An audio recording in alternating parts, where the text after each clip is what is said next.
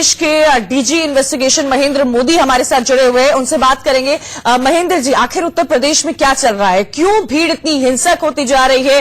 क्यों उसको काबू में नहीं किया जा रहा है? जो आंकड़े हमारे पास अब तक आए हैं वो 13 पहुंच गए। उत्तर प्रदेश में 13 लोगों की मौत हो गई है।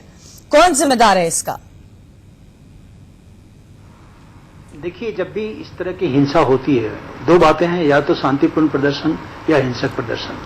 जब हिंसक प्रदर्शन का मतलब हुआ कि यह पूर्व से पूरी तैयारी के साथ यह काम किया जा रहा है या अंजाम दिया जा रहा है, और जिसका कई खतरनाक मोटिव भी हो सकता है। एक मोटिव ये भी हो सकता है कि अर्थव्यवस्था को नुकसान पहुंचाया जाए, क्योंकि सरकारी संपत्ति को नुकसान पहुंचाया जा रहा है, पुलिस पर प्रहार किया जा रहा है, मीडिया पर प्रहार किया जा रहा है, पुलिस चौकियां जलाई जा रही हैं।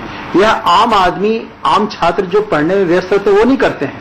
जाहिर है कि इनमें से कुछ न ऐसे असामाजिक तत्वों को लाया गया है। क्या इसमें कोई बाहरी लोग हैं? बांग्ला भाषा के जो ये बात सामने आई है कि कुछ कोट्स मिल रहे हैं, क्या बाहरी के उपद्रव भी इसमें शामिल हैं?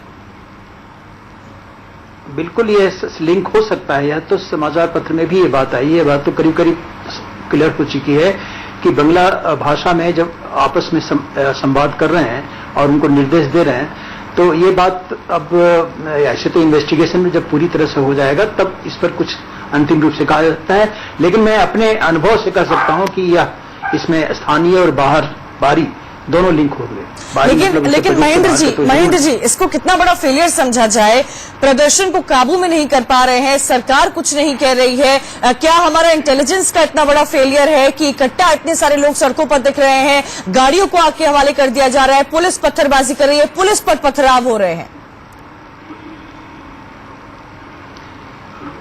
देखिए, जितनी मेहनत से मैं खुद 2006 में जब अलीगढ़ मुस्लिम राइट हुआ था, अलीगढ़ में राइट हुआ था और उसमें अखिल कुमार एसएसपी थे, 15 दिनों में वहां ड्यूटी लगी। बाद में भी मैंने इस पर दंगा के पूर्व, दौरान और बाद में क्या करना चाहिए, पुलिस पत्रिका में मैंने आर्टिकल भी लिखा था।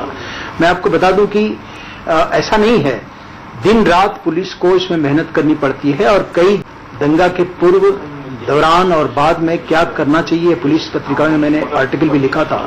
मैं आपको बता दूं कि ऐसा नहीं है, दिन रात पुलिस को इसमें मेहनत करनी पड़ती है और कई जिलों में बहुत बढ़िया से टैकल भी किया गया। आपके एसएसपी अलीगढ़ ने तो बहुत ही अच्छी तरह कि भाई आप शांतिपूर्ण प्रदर्शन करेंगे तो हमें कोई दिक्कत नहीं, कोई आपत्ति नहीं है, हिंसक नहीं हो।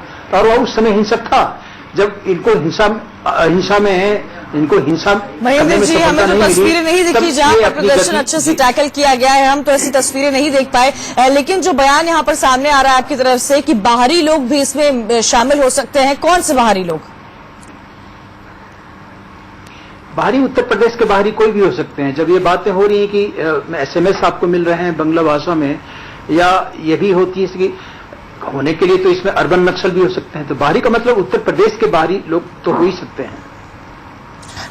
देश की संपत्ति को नुकसान पहुंच रहा है। उत्तर प्रदेश में जो दावे किए जाते थे आज उसके एकदम विपरीत स्थितियां हो गई है। इसका जिम्मेदार किसको आप कहेंगे कि इन सब जो हिंसा हो रही है, जो प्रदर्शन हो रहा है, पुलिस हिंसा को काबू नहीं कर पा रही है, इसके जिम्मेदार कौन है?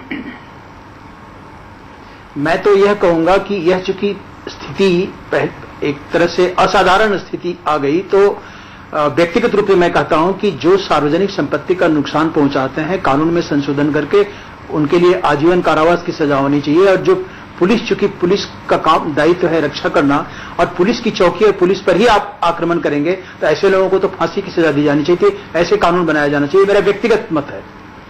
लेकिन महेंद्र जी, कल हमने ये भी तस्वीरें देखी थी कि पुलिस जो है लाठी डंडे बुरी तरह चला रही है।